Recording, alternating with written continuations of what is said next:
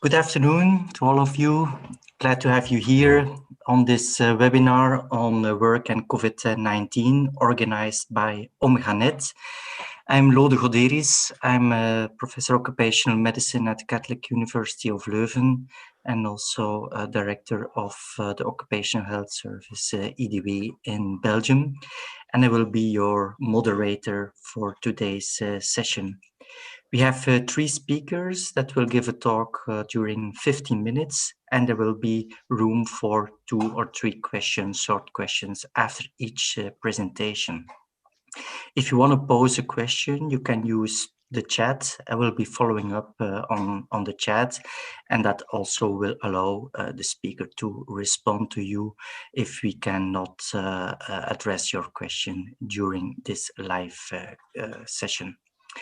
Afterwards, we will have more general discussion, so you also can pose your questions and prepare yourself for that session, that part of this webinar as well. But before I introduce you to the first speaker, I would like to give the floor to Ingrid. She's the chair of OmegaNet, and she will give a short introduction on OmegaNet. Ingrid. Yes, I would also like to welcome everyone to this second webinar in the OmegaNet webinar series. OmegaNet is the network on the coordination and harmonization of occupational cohorts.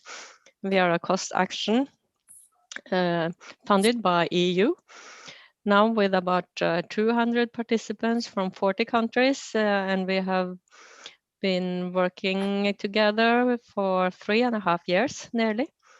So we have accomplished very much, and that is why we have these webinars, so that we can present some of the work we have been doing. And today it's the COVID-19 work of OmegaNet.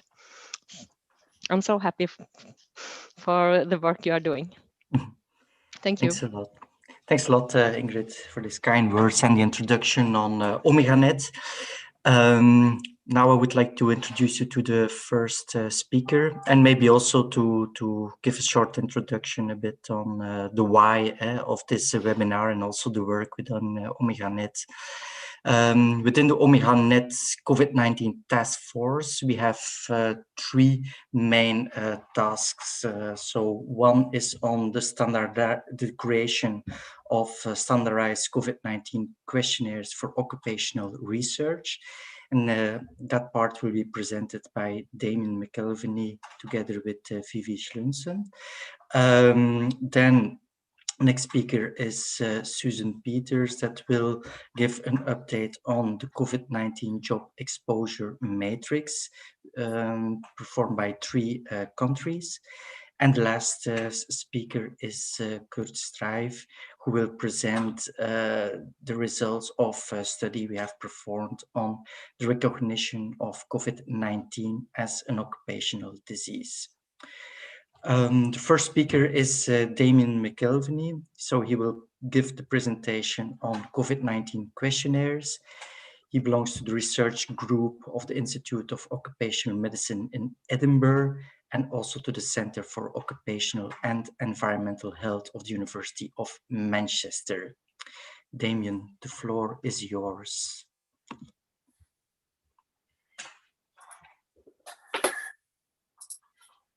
Okay, thanks, Loda. I'll just hopefully share my screen.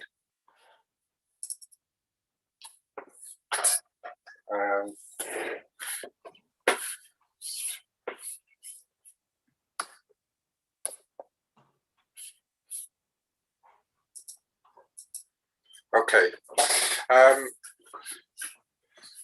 Thank you. So I'm going to present here some work that has been, as Loda has indicated, has been done as part of the OmegaNet cost action. And we felt, given the emergence of the global pandemic, that it would be useful for us to give some guidance to researchers who were interested in occupational aspects of COVID-19. And one of the ideas that we decided upon was to produce some questionnaires, which would hopefully be helpful to the occupational epidemiology community. So the work I'm going to present briefly here has been mainly carried out by Vivi Schludson, Jean-Baptiste Duprel, and Marty van Tongeren, and I'm just going to present it. The questionnaires have been very much a collaborative effort, and we've certainly consulted colleagues from within the OmegaNet COVID-19 working groups, and also in a new project on the Exposome, the E4 project, and their COVID-19 working group.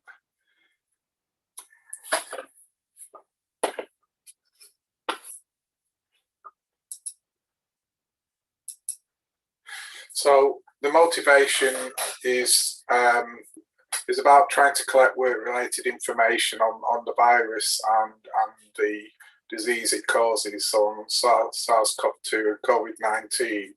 And the idea was to present the questions in a way that would allow information to be collected in a consistent way. The intention is for the questionnaires to be used by anybody. We have no restrictions on who can use the questionnaires, but we'd like you to acknowledge that the OmegaNet questionnaires. We've produced long and short versions of the questionnaires, and you'll see if you log on to the OmegaNet website, the link for which I'll give you further into the presentation, you'll see that there's a short questionnaire and then a much longer and more detailed questionnaire. And we also provide the sources of where we collect our information from. So as mentioned, we've had input from colleagues in OmegaNet and E4, and we've essentially, for the sort of general questionnaire, we've essentially covered a number of domains. So we've covered COVID-19 diagnosis and prevention. During the course of this work, vaccinations appeared on the scene, and so we've been permanently updating these questionnaires to take account of new issues. So vaccination is now included. Collect health and demographic information, use of personal protective equipment, the various health effects, work-related effects, financial effects, work-based risk factors, psychosocial risk factors, lifestyle risk factors, and personal evaluation of the impact of COVID-19. So all those domains are covered in detail in the longer version of the questionnaire.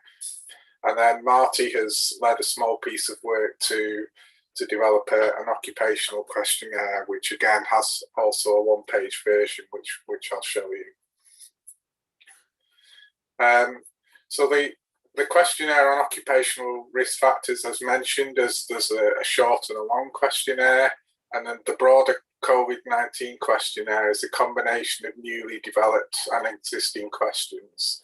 And where possible, we've indicated where we've got the questions from. Generic tools for evaluation of sequelae of COVID-19, such as depression, lung disease, or sleep deprivation, are not included, and there's an abundance of other questionnaires available from other sources that cover those issues. So moving on to the short general questionnaire, we have summarised what we think are the most important questions within each domain. So within diagnosis and prevention, we ask about the different symptoms, which I guess everybody's now familiar with. We also ask the question on diagnosis and the date of the diagnosis, whether a person has been hospitalised, whether they've been vaccinated, and if so, the date of the two vaccinations, and whether or not a person suffers from a chronic condition, and whether or not the female they're pregnant. In terms of PPE, we concentrate very much on respiratory protective equipment, whether the person has had a face fit tested, a face covering and whether that's homemade or a surgical mask, whether gloves and visor have been worn, and whether there's any other PPE that has been used. And then in terms of health effects, we suggested the questions as to whether or not the COVID pandemic has worsened an existing condition, or whether it has directly prompted initiated negative health effects. In terms of work-related effects, we were interested in whether a person's hours of work have changed, whether they've increased a lot or decreased as a result of COVID-19, and also important, obviously, is whether somebody has lost their job as a result of COVID-19. And then in terms of financial effects, we ask how would you rate the change in your financial situation as a result of the pandemic. And then we also ask about work-based risk factors. So are you able to implement physical distancing, both in the workplace and during commuting? How often does your job require you to be potentially exposed to diseases or infections? Has your job changed since the beginning of the pandemic, and what's your new job if it has? Is your place of work one of the following? So we wanted to understand where people were working and what type of control measures are in place where you work, and what is the estimated number of people employed at your current job. And then the final two things we ask are about psychosocial risk factors, whether people are worried about catching the virus, about the effectiveness of social distancing, worried about keeping their family safe, felt burdened by media images or news reports, felt stressed or burdened a lot by a curfew, and feeling of loneliness. And then in terms of lifestyle factors, we suggested asking whether someone's a smoker, whether they're eating healthily, how much time you spent in work doing physical activities, and whether you're drinking more alcohol or consuming more drugs than usual. And then finally, personal evaluation of the impact of coronavirus. How would you rate changes in your working conditions before and after the beginning of the pandemic? How would you rate changes in employment before and after the pandemic? How would you rank changes in your private life before and after the pandemic? And to what extent have you perceived the pandemic as a threat to your personal health and well-being? So that's very much, if typed up neatly, it all fits on one page, just about. But they're what we felt were the most important questions for each of the domains I highlighted at the beginning. And then in terms of the short occupational questionnaires that Marty and colleagues have put together, we ask about a person's job title, what's the main business or industry you work in, whether you've worked exclusively from home since the start of the pandemic, and whether you've been off work on a job retention or furlough scheme. These should be numbered 5 to 8, not 1 to 4. Do you work in health and social care? Because that's obviously been a focus of a great deal of interest in relation to the pandemic, and in particular been in contact with confirmed or suspected COVID-19 patients. Are you aware of any of your close work colleagues having had COVID-19? Would you consider your job brings you into potential close contact with many different members of the public? And have you been diagnosed with COVID-19 on the basis of a test? So that's the short occupational questionnaire. And as with the more general questionnaire, there are more detailed questions that can be asked. So just to finish, the We've had 680 downloads of the general questionnaire and 368 downloads of the occupational questionnaire to date. So people are interested in it, and they are, I think, using it. The version 1 of both questionnaires is available on the OmegaNet website. Just look under resources. And we have made further changes and are intending to make further changes and produce a second version of both questionnaires. And one example of the extensions that we're planning to incorporate is issues to do with long COVID. We're happy to receive comments on the questionnaires and to further refine them. And we're happy to work with any researchers who would like to do further work and, you know, modify things by asking extra questions or perhaps doing some validation in a particular of the questionnaires in a particular language or culture. And happy to take questions. Thanks a lot, Damien, for this nice overview and also for the introduction on the questionnaire. Vivi, do you want to add something to this? No, I think it was great, but yeah. So we will just take the questions together. Okay, good. So if you want to pose a question, it's best to pose your question in the chat, so then everybody can see, and so we have room for 1 or 2 questions. Maybe, Damien, if you look at the questionnaires, there are quite some downloads yet. Are you aware of any studies that are also making use of this questionnaire? Vivi tends to be the main point of contact. So Vivi, are you aware that there are specific studies that are ongoing that are using the questionnaires at the moment? It's possible that there are, but we may not necessarily be aware of them, and we don't have an issue with that, but we would like them to be acknowledged. Yes, so no, I'm not aware of any concrete studies. So I know there has been quite an interest in the questionnaire, but I'm not aware. But it could be great if you could tell us also, because until now we haven't really been able to see who have been downloading the questionnaire. So we are very, very happy to receive feedback. Yeah, so we've had an inquiry from Turkey from someone that Loden knows quite well. Yeah, we are using it indeed in Turkey.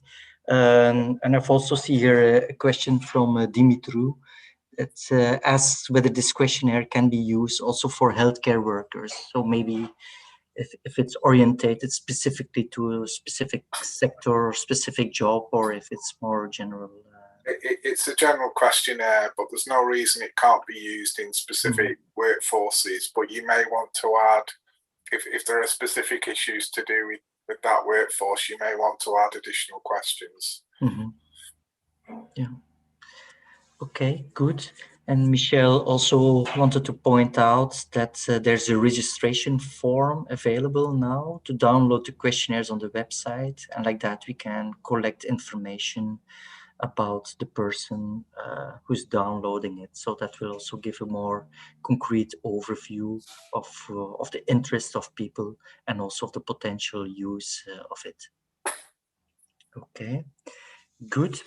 Okay, thank you, Damien and Vivi. And just on time, I see Susan appearing.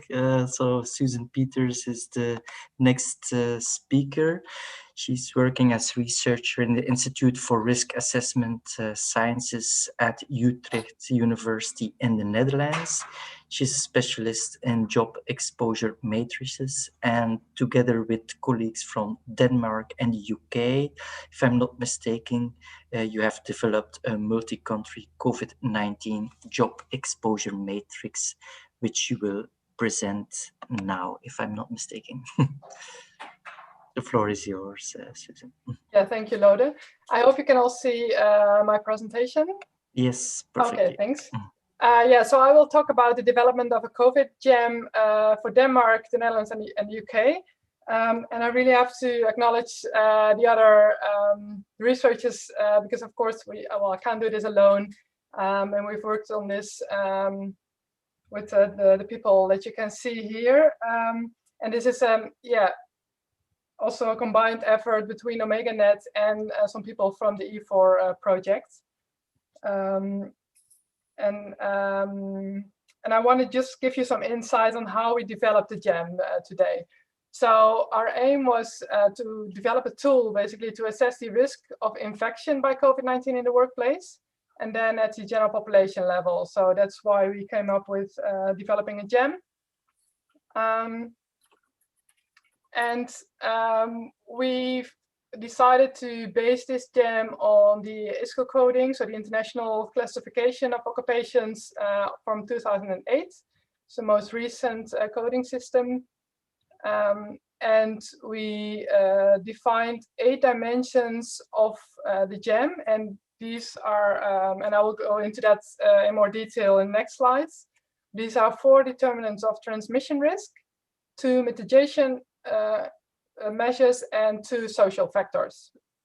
And I'll explain on that a bit more. But first, how did we do this? So we had 3 experts from every country. These experts were all occupational epidemiologists or exposure scientists, and from these 3 countries. And with all together, we discussed the definitions of the dimensions of the gem and also how to interpret them, because that's, as you can imagine, it was not that straightforward. And of course, we were all new to this new pandemic and all the aspects related to that. So I'll tell a little bit about the different dimensions of the gem that we choose to include. So first, the transmission risks. So of course, the number of people that you get in contact with. And in this table, you can see on the top line, you see the number of contacts. And basically, if you are a home worker, you get a score of 0, no risk. And you will just get a 0 for every single dimension. So home workers are a very specific group. Most of us were just sitting at home, so there's no risk to get infected at the workplace. And then we had low risk, elevated risk, or high risk. These were the categories that we scored them in. And you can see in the table here, depending on the number of contacts you had during the day, but also the type of people. If this were co-workers only, which we assumed are more controlled, because there are regulations on who can come to work or not. And then if you share spaces with the general public, which is less controlled, or even with COVID patients or suspected COVID patients. Then the third one is indirect contact. So if you're sharing the same materials, services, again, with co-workers, general public, and with the general public, we made a distinction whether it's often or not as often, as you can see in the table. Then the fourth one for transmission risk was the location. So whether you work inside or outside. Of course, outside, we know that the risk of infection is much lower. Then the measures to control the risk. Basically, we thought there were 2 main ones. It's the social distancing. And I realized this measure is quite different across countries. So I think in the UK, they have 2 meters. In some countries, they have 1 meter. In the Netherlands, it's 1.5 meters. But we chose 1 meter because that's the World Health Organization standard.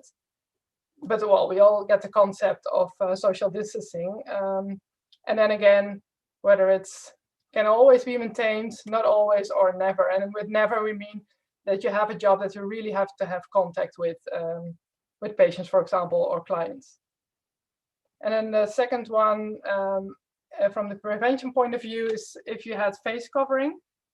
So if you were able to wear it all the time, and if we thought that people would wear it all the time, or sometimes it's not always possible, like in high risk, if you do sports or singing or acting, people might not be wearing face covering while they are in the proximity of other people.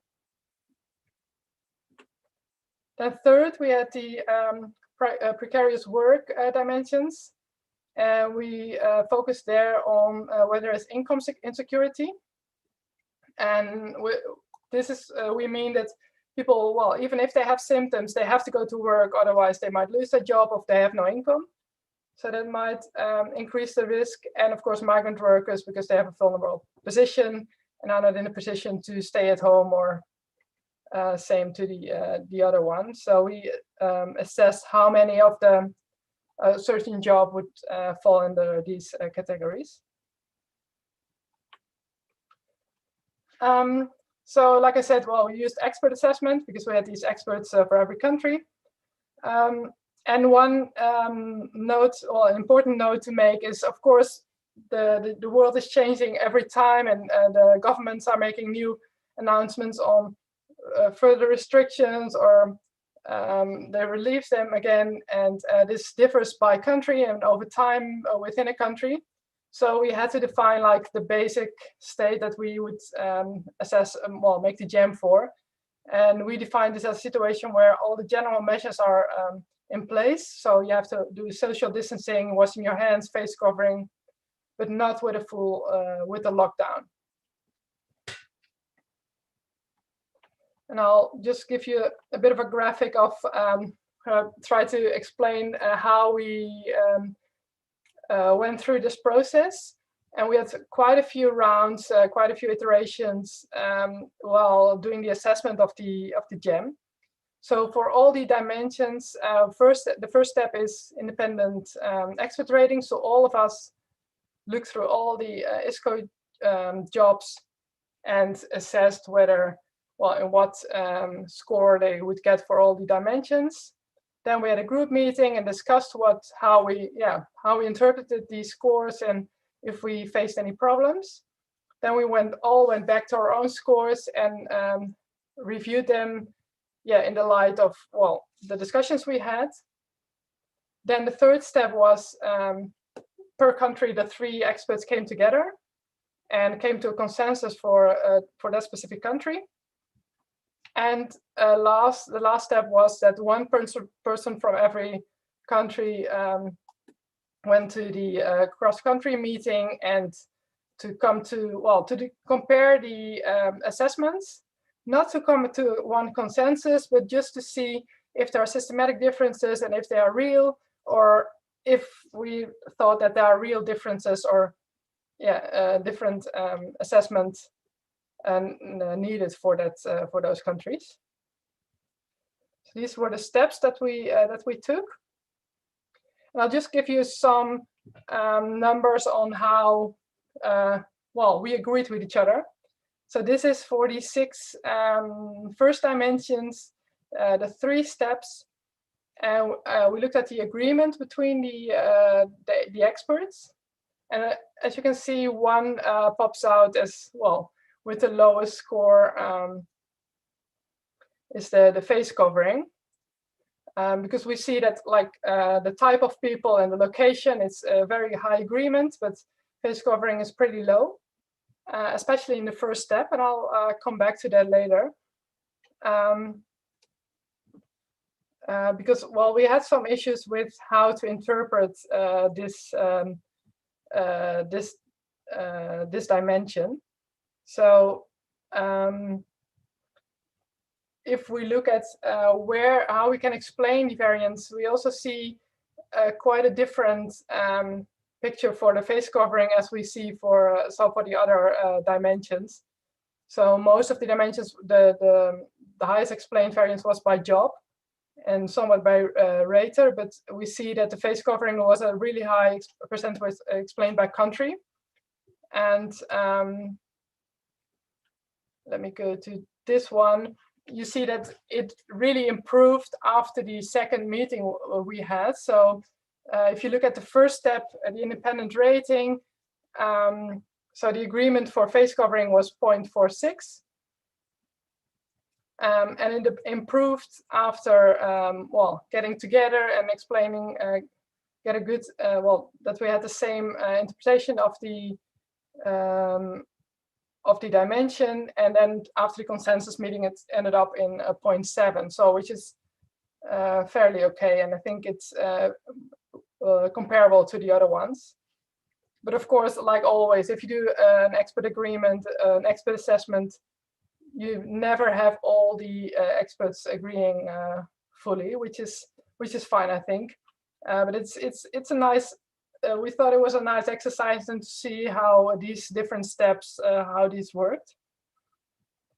And I also give you some examples of how the jam looks like. Of course, not the full jam because it's a very long list, but just to give you some examples of how this would look like. So the first line is a typical home worker.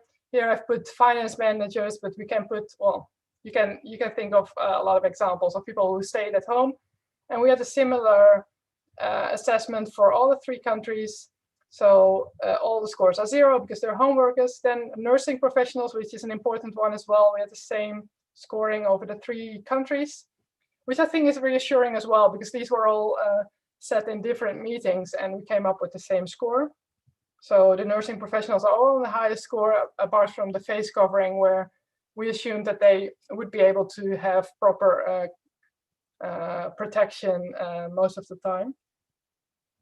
Then an example as hairdressers, they do meet a lot of people, get in contact with them, still have face covering. And I just picked one example of where we had some differences between the countries, and even after the meeting with the 3 countries, we decided to keep this because we realized that this was debt collectors, that they work differently in Denmark than they do in the Netherlands and the UK. So this makes quite a bit of a difference. So in Denmark, this would be a home worker, while in the Netherlands and the UK, they would face people outside and might have a risk of infection. So some of the next steps, first is to make the jam publicly available via the OmegaNet website. So we're still in the final stages of finalizing the jam. So I expect this to be available very soon. And of course, this would be an option when we describe how we did this to expand that to other countries, or to compare this to other similar jams that have been developed. And of course, we also want to apply this jam, so we make it available so that others can apply it, but also we have some ideas of how we can apply this ourselves, because we want to assess the contribution of occupational to the total burden of the pandemic. So one of the ideas is to apply this to the Dutch NEA COVID cohort. And I think there are different things that we can see there. First, we can compare on how the assessments that how we interpret, well, how we assess them, how well that compares to what people report on how the number of people they face, they get in contact, things like that. Well, and if they work at home, of course, I think that's the major determinant. But also if we see an association between these factors and the actual risk of getting infected, and also the side effects, so like mental health effects of the risk of an infection. Not even, it can be the infection itself, but also the idea of, well, the possibility to get infected.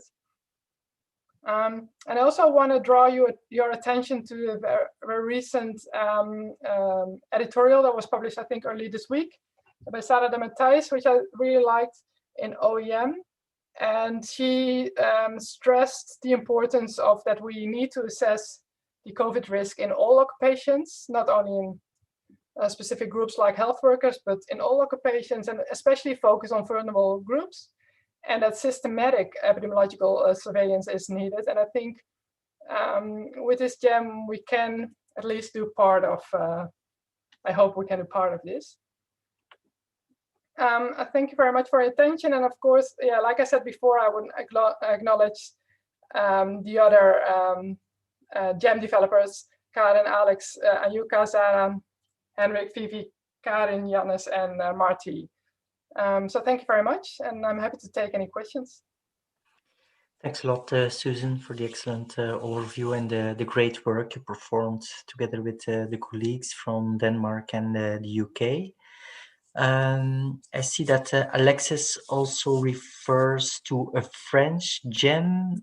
I don't know, Alexis, if you want to pose the question or give some background on that.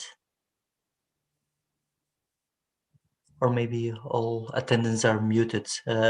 So in any case, I think Alexis has also worked on a French gem and applies it to the Constance's cohort. And so in that sense, it feels like a comparison with the gem you presented, Susan, could be very interesting. Yeah, definitely. Yep. Yeah. So I guess, you know, you have each other contacts and you can make contact together. Yeah, I was aware of that one. Yeah. Yeah, that's good. There's also a YARI, which is a job at risk index. I think a lot of research or comments were referred to that index in the beginning of the crisis. To what extent can you compare the GEM with such a job at risk index? Yeah, I think it would be interesting to compare, because we have also thought about that. Like we score like health workers really high because they get in contact with a lot of people, with patients, and well, they get in close contact. But I think, well, they might not be the ones at highest risk because they're well protected. So I think it's really interesting to see how these dimensions that we've assessed, how they actually relate to the actual risk. So, because I'm not sure if the ones that we say are at the highest, well, because not all the dimensions might be as important. I think if the protections is well, if that's perfect, then all the others are, well, they don't matter anymore, right? So. Yeah, I think it would be very interesting to compare those different things and to apply that to real cohorts with real data. Yeah, indeed. And maybe a second question I had was also because, yeah, we are talking about SARS-CoV-2, of course, as a virus, but I can imagine that this GEM can expand to MERS, SARS, other kind of infectious diseases, also other corona viruses. To what extent do you have plans on expanding this GEM for other infectious diseases? Yeah, exactly. That was one of the ideas as well, that once we have this, we can basically easily translate that to new, well, easily or new outbreaks, depending on the characteristics, of course, but maybe with a few tweaks, you can still apply it. So I think it's very useful to have such a tool. And but we still, like I say, we still have to see how well it can predict or explain the risks. But then you can definitely translate it to other airborne transmissions. Yeah. And maybe just the last questions. I just watched this chat, but there's no question coming. But like, I think personal protection equipment is one of the criteria, right? But vaccination is not. Is that correct? No, we didn't include that yet. Well, when we started doing this was not on the radar yet. Yeah. It was still, well, some future ideas. So yeah, very good point. Yeah, because if you're vaccinated and you have a very high protection, then that doesn't count anymore. So. Yeah, it could be kind of. It's a bit from a hygienic point of view. Let's say it's not. Maybe you can put the limit, let's say, to see to what extent you're exposed to an infectious disease, and like that, a PPE protects you from the virus, from the outside, let's say, but to some extent, the protection from the inside, like a vaccine, could not protect you from the virus itself, contact with the virus, but from the consequences. So it's an interesting different concept with traditional exposure matrices. Yeah, of course, I hope that we get vaccinated all very soon and that this is not needed anymore. But I think But still, I think to explain the outbreak just in retrospect, I think it's still important, and maybe for new outbreaks, and to see which groups are more important, because we focus on health workers, but I think there are very more other groups that might be we've seen outbreaks in other groups, and I think that's very interesting to see what aspects are most important, because maybe precarious work is the most important one. Who knows? In that sense, maybe it could be used also as a criterion, maybe for occupational recognition of occupational diseases as well. Yeah, because that was the question of Alexis as well. To what extent could this be used, or the criteria could be used in terms of recognition of an occupational disease, probably. Yeah. Okay, good. Thanks a lot, Susan, for sharing your presentation with us. Now I would like to give the floor to Kurt.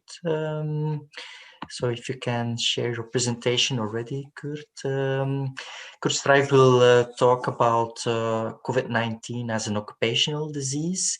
Kurt is currently working at ICE Global, Barcelona, Spain, and also in the Boston College in the United States. Kurt, the floor is yours. Thank you. Yeah, thank you. I assume you can hear me and can see my slides. Yes, perfect. Perfect, thank you.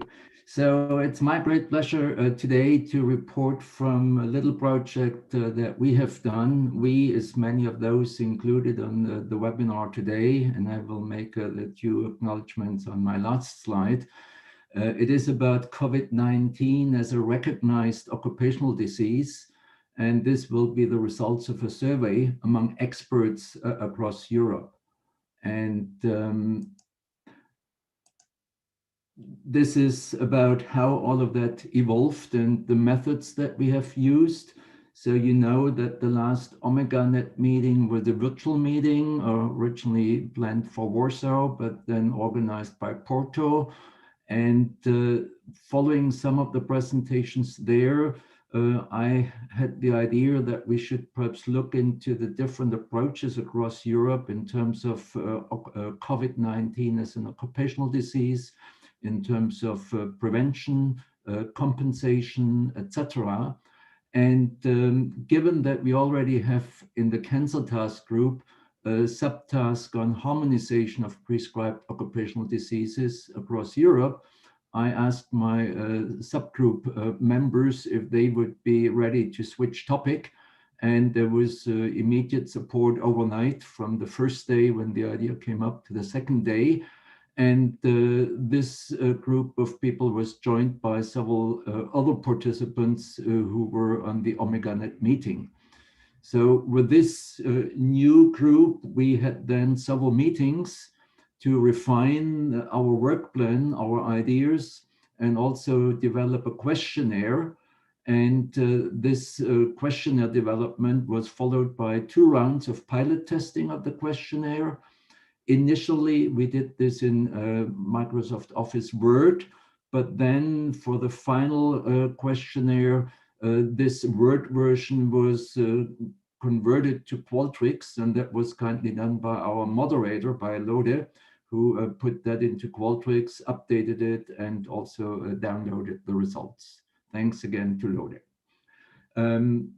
Another task of this group of experts was the identification of additional experts for fuller coverage of European countries. And then questionnaires and experts were kind of ready and available shortly before Christmas. And most experts responded by early January. Some more recent additions are noted, and also updates from some of you when there was new developments in this country that you represented as an expert. And the most recent one, in fact, was from last week, an update following some new administrative issues in Norway. Thank you to Anja, who sent this information.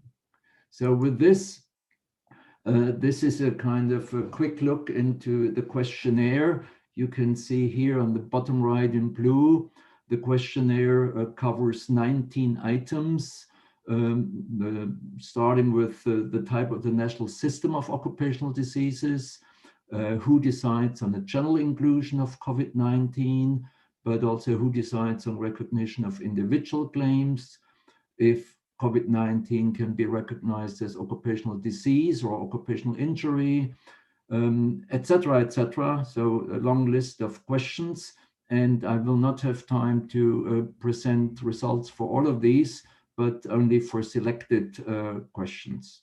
You see on the left parts of the original questionnaire in Word, and you see on top the starting page for the Qualtrics questionnaire, where you can click yourself through and respond to the questions.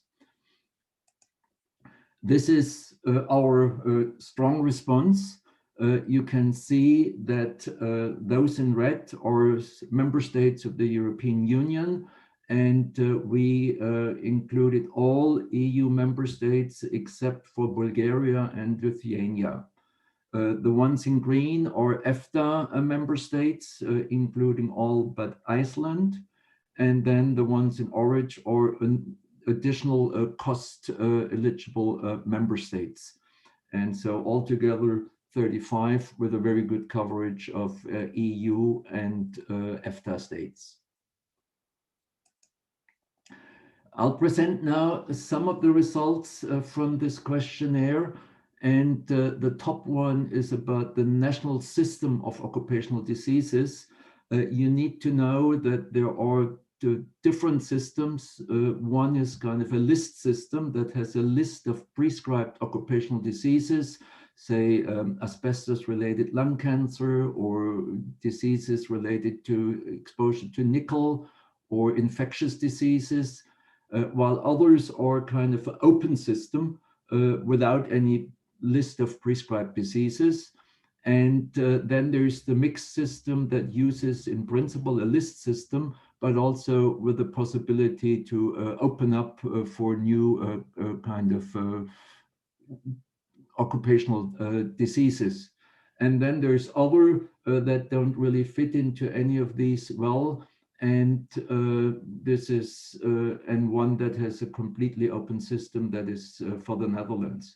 So the mixed system was the most prevalent with 19 countries, and the list system only with 12 countries came second. Now, similar to the kind of different national systems of occupational diseases, there's also different ways on how this is handled. So COVID-19, if it can be recognized at all, can be either recognized as an occupational disease, here abbreviated as OD, or as an occupational injury, abbreviated as OI, or as either of the two, occupational disease or occupational injury. So by far the most prevalent response here is 20 countries with occupational disease, 4 for occupational injury only, and another 8 where it can be compensated as an occupational disease or occupational injury. And that may in fact then be a very kind of important differences. For example, from Germany, the occupational disease recognition would be for healthcare workers, versus the occupational injury would be for other workers other than healthcare workers. Okay, where's my mouse? Here it is. This is about the timeline of introduction of COVID-19 as an occupational disease or occupational injury. And you can see that in 11 countries, they used a pre-existing prescribed occupational disease. Most often that was infectious diseases and often restricted to healthcare workers. But, and that was of course the immediate response because it was already there even before COVID-19 emerged. And then there were 3 countries that recognized it already in March, 6 more followed in April, and then a few more in May, June, September, and December. So relatively strong initial response, I would say. If you think up to April, you have more than 20 countries already covered out of the 35. The next question is, I made already some indication on which jobs are covered. And in the big bar in the middle is the most prevalent response with 15 countries, that is almost half, that only consider healthcare workers as eligible for COVID-19 as an occupational disease. There is a few more, 5 where healthcare workers and certain other jobs can be compensated.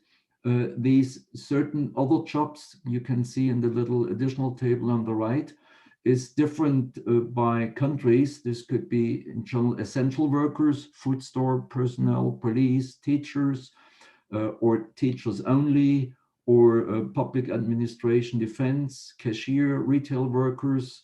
So there's a diverse list of additional jobs that are part of prescribed kind of jobs for compensation. And then there's 6 countries where any job is in principle eligible for compensation. Next, we move to the coverage here. And this is in terms of volunteers. And typically, volunteers are not insured because they don't have a work contract as an employee that covers insurance for occupational diseases or occupational injuries. Most prevalent response with 14. However, there are 4 countries where volunteers in principle are also covered and eligible for COVID as an occupational disease, and 6 additional countries where, yes, they can be covered under certain conditions. And you see again on the little table on the right, specific comments for the yes response. For France, this is COVID specific, so it does not apply to other occupational diseases, but specifically to COVID. For the middle column, the yes if, this is often for certain sectors only. So for example, Austria, Germany, for kind of blue light organizations, meaning police, firefighters, etc. And sometimes it depends if the volunteer pays insurance fee or if the employer pays the insurance fee. So this is all kind of more details on this middle column. Next, we come to the question of the proof of occupational exposure. And particularly in addition, it is a difficult kind of sometimes causal kind of proof. But I have focused here on 2 specific issues. If the contact with a positive colleague or with a positive client, say as a cashier worker or in a food retail shop, and you see that the 7 on the left is for contact with a positive colleague, and the 5 on the right for a positive client. This can be the same countries. These were the positive responses. And you see in the middle column that this contact with a positive colleague as a possible criteria for recognition was often restricted to healthcare workers, or for kind of a little bit wider kind of conceptualization of healthcare workers and certain other jobs. And you see again on the right specific scenarios. So positive client could, for example, be pupils in kindergarten. And one country, in fact, was very detailed in terms of the positive colleague, specifying 1 meter for 1 minute or 2 meters for 15 minutes and traveled in a large plane, etc. So there's some variety across the countries. We'll come to end of the results quickly. So the next one is long COVID, already officially kind of included. And the good news is, for those at least with a long COVID, that in 25 countries, this is already considered while in 9 countries, the answer so far is no.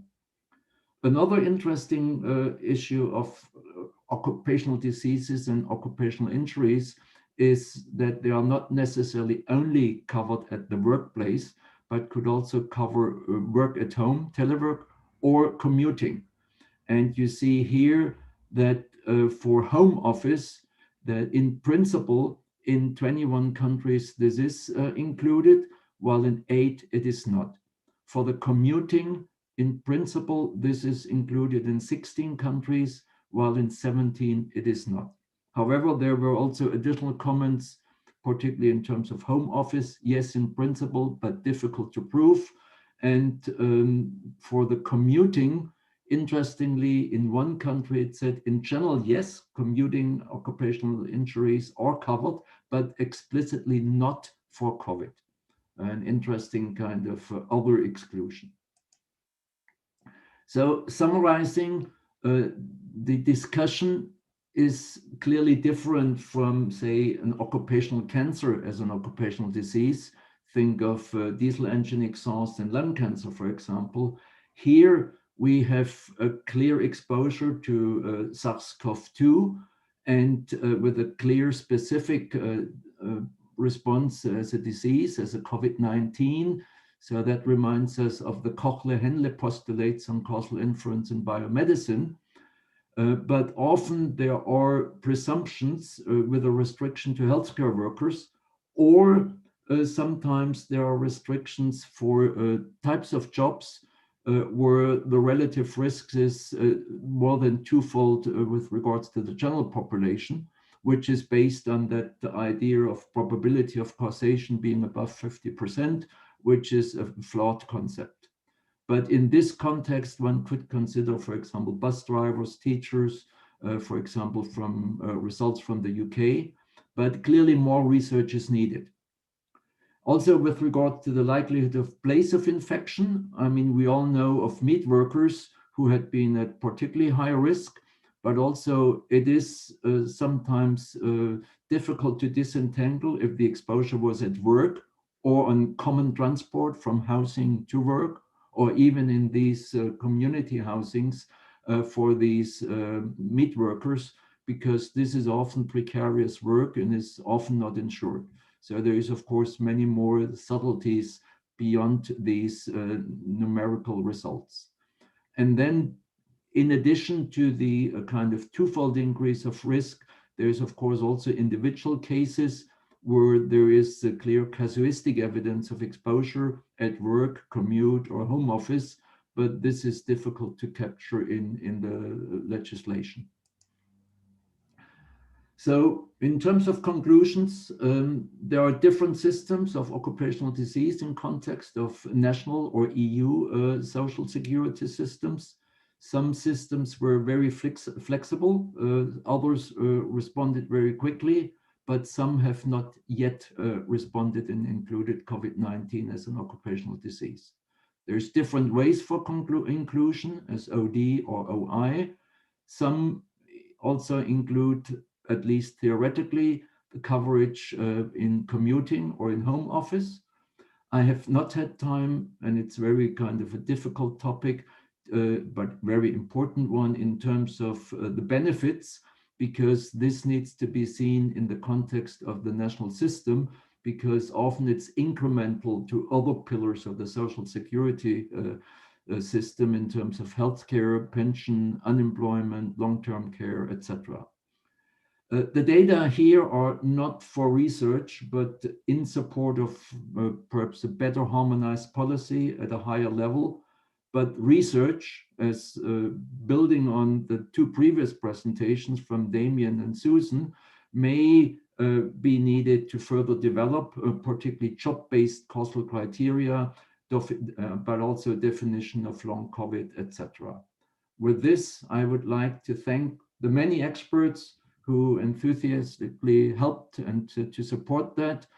Certainly Lode up front with the Qualtrics, but if I would want to mention everybody who made special contributions, I would need another 15 minutes. I'm ready for your questions. Thank you. Thank you, Kurt, for the nice overview and interesting data and results. So let's look at the chat for some questions, but maybe in the meantime, if you look occupational disease, occupational accidents, to what extent you think there are more criteria or more more indications that COVID-19 could be rather considered as a disease, or the opposite, rather as an accident? What would be your answer as expert? I think it depends again very much on the national system, and for the system that I know best, the German system, the occupational disease is kind of a more long-term exposure beyond one work shift, versus the occupational injury is kind of a relatively short-term exposure. But this is clearly not necessarily the case in terms of the different systems here. Because the compensation, for example, in Germany is as an occupational disease for healthcare workers, but as an occupational injury for other types of workers. So I'm not sure if this kind of distinction between occupational disease or occupational injury has a lot of meaning beyond the specific national context. I think from the German kind of a system that I know best, it would more likely be seen as an occupational injury, as kind of a relatively short-term exposure within one work shift. Nevertheless, even there, it's seen as also an infectious disease, but only among healthcare workers. So I think it's more important beyond that definition of occupational disease and occupational injury to come up with kind of a generic criteria for compensation by jobs, but also clearly opening for individual cases where they can prove that they had clear occupational exposure, and that could include occupational exposure on your way from home to work, or even in home office, if you can also show that there was no other kind of competing non-occupational exposure. It remains very difficult, of course, to prove that you got infected at the workplace. So I think that's a quite important challenge, not only for the recognition and the compensation of occupational diseases, but also to determine to what extent COVID-19 can be the transmission occurs through work. It's at least in my country, Belgium, it's basically continuously debate with the social partners on the measures. Also, some sectors are closed down, I think, like in many other countries, but of course, there's a heavy debate on to what extent exactly those sectors contribute to the spread of the virus or not, and to what extent these measures are proportionate. So it's quite difficult. In that context, I found it interesting that at least two countries also specifically mentioned teachers at increased risk, because this is one of the ongoing debates if kind of one should shut down schools or not. And that has not only to do with potential secondary impact of kind of educational disadvantages, it has also to do with the risk of infection. But it is, at least in the legislation, it is recognized in several countries as a special kind of instance. Thank you. In the meantime, I've also posted our call for a scientific mission.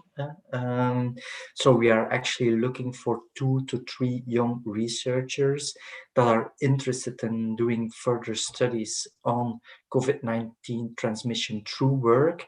If you click on this link, you can find, if you scroll down a little bit, you will find a description of the projects we are running at the moment within OmegaNet. So if you feel attracted by this call, feel free to drop an email to any of the researchers listed up in the call, and we are happy to provide you with more data and background information on these projects. I see no further questions so far. I think we have had a very interesting webinar on COVID-19. I would like to thank all the speakers for your contribution and also for addressing nicely the questions we posed you.